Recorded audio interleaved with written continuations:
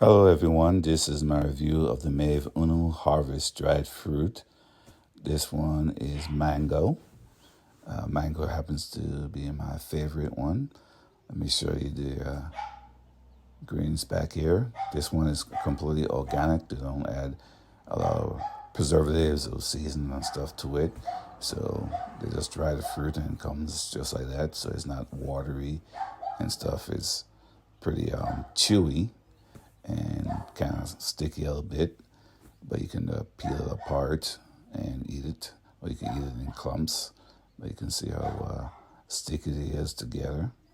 But it still tastes pretty good. It's a nice, healthy snack that you can eat, and I highly recommend this brand. And I hope that this review helps.